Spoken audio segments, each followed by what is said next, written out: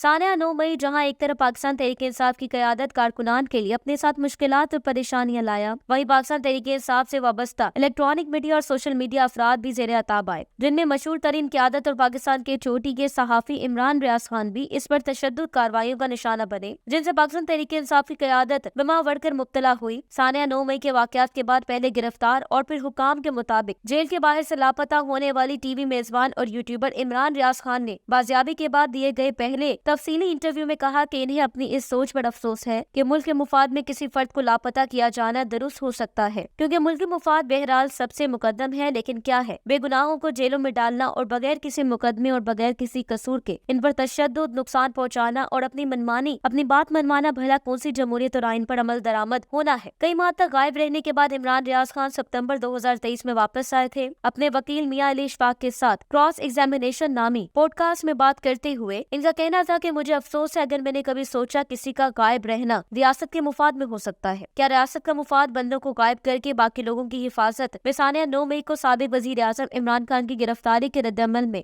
मुल्क के मुख्तलिफ शहरों में सोचे समझे मंसूबे के मुताबिक तशद्दुद मुजाहरे हुए हैं और फौजी तनसीबात और इमारतों पर हमले किए गए, जिसके बाद पुलिस ने नुक्से अमन के खदशे के तहत PTI रहनुमा और कारकुनों के अलावा मारूफ सहाफी और यूट्यूबर इमरान रियाज को भी गिरफ्तार किया था, जिसे हुकाम के मुताबिक सियालकोट एयरपोर्ट से मुबैना तौर पर बैरून मुल्क जाने की कोशिश कर रहे थे। बनीनो इंसान की जब तखलीक मुख्तलिफ तो उनके दिमाग और इनकी सोच भी मुख्तलिफ, इनका नजरिया मुख्तलिफ, फिक्र ख्याल भी मुख्तलिफ पैदा हुआ है। बादशाहत में इख्तिलाफ राय को हमेशा कुचला गया है, जिसने भी सर उठाया इसका सर कुचल दो। यहाँ रवादारी, बुर्दबारी, तहम्मुल मिजाजी और अदम बर्दाश्त इसका इस कदर फिकदान है कि कभी भी दूसरे की राय को बजाय इसकी सोच और खालो फिक्र समझने के उल्टा इसी को दुरुस्त करने में लग जाते हैं, लेकिन जरा रुक कर इसकी सोच, इसकी फिक्र ख्यालात को समझने की कोशिश नहीं करेंगे। मारूफ सहाफी और एंकर पर्सन इमरान रियाज खान ने कहा कि मैंने कोई गद्दारी तो नहीं की, मैंने मुल्क के राज तो नहीं चुराए हुए, मैं दुश्मन मुल्क के साथ तो नहीं मिला हुआ। मैं जो बात कर रहा था जो इख्तिलाफ राय में आ सकती है वो कोई भी किसी से कर सकता है। किसी से ऐसा बर्ताव नहीं होना चाहिए जैसे वो मुल्क का दुश्मन हो। वो कहते हैं कि गुमशुदगी के दिनों में इन्हें सबसे ज्यादा याद अल्लाह की आई। मुझे पता था कि वो चैन से नहीं बैठेंगे जब तक मुझे ढूंढ नहीं लेंगे।